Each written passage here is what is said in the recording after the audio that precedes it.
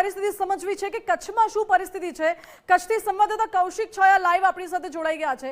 Kaushik, social મીડિયામાં એવી અફવા વહેતી થઈ છે અને લોકો પેટ્રોલ પંપ પર શહેરે શહેરે લાઈન લગાવતા જોવા મળે છે। કચ્છમાં કયા પેટ્રોલ પંપમાં શું પરિસ્થિતિ છે, શું પૂરતો જથ્થો છે કે કેમ? ગ્રાઉન્ડ રિપોર્ટ શું કહે છે?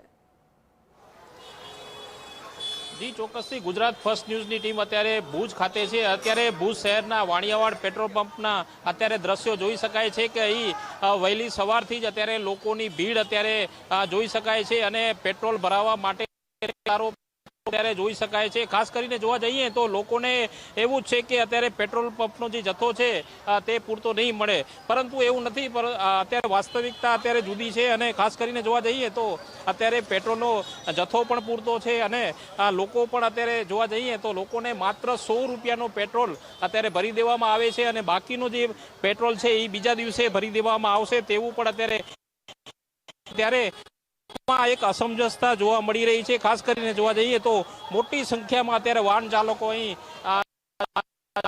જોઈ શકાય છે। ખાસ કરીને જોવા જઈએ સિવાય ગ્રામીણ વિસ્તારોમાંથી પણ અત્યારે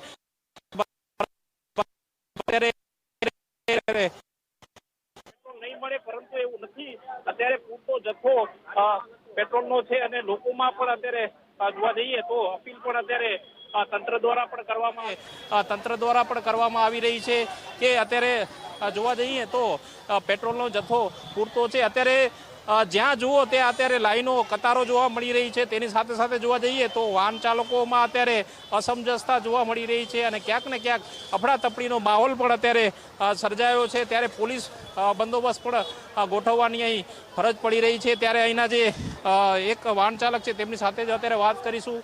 અત્યારે તમે અત્યારે પેટ્રોલ ભરાવવા આવ્યા છો, શું કહેશો? ખાસ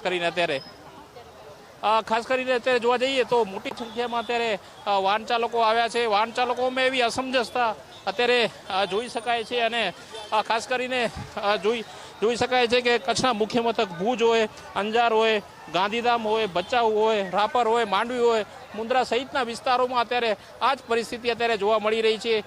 ખાસ કરીને તમે ક્યાંથી આવ્યા છો અને તમારે અત્યારે પેટ્રોલ ભરાવવા આવ્યા છો? હા, પેટ્રોલની જરૂર હતી અને એમ દેખાય છે પેટ્રોલની અછત લાગે એવું દેખાય છે। એમ તમને કેવી રીતે ખબર પડી કે એમ આજે મોદી અનેક વાહન ચાલક છે તેમની સાથે પણ વાત કરશું। ખાસ કરીને તમે ક્યાંથી આવો છો અને તમને કેવી રીતે ખબર પડી? અરે કાંઈ નહીં, આ સમાચાર સાંભળીને આવીએ છીએ।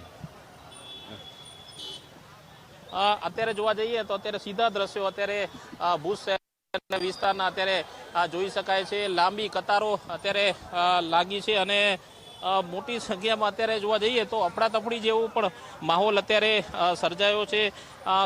ભુજ શહેરમાં અત્યારે જોઈએ તો 10થી વધુ પેટ્રોલ પંપો અહીં આવેલા છે અને પેટ્રોલ પંપો દરેક પેટ્રોલ પંપમાં અહીં પણ અત્યારે ખાસ કરીને જોઈએ તો અત્યારે મોટી સંખ્યામાં અત્યારે વાહન ચાલકો જોઈ શકાય છે અને લોકોમાં એક અસમંજસતા પણ અત્યારે જોવા મળી રહી છે।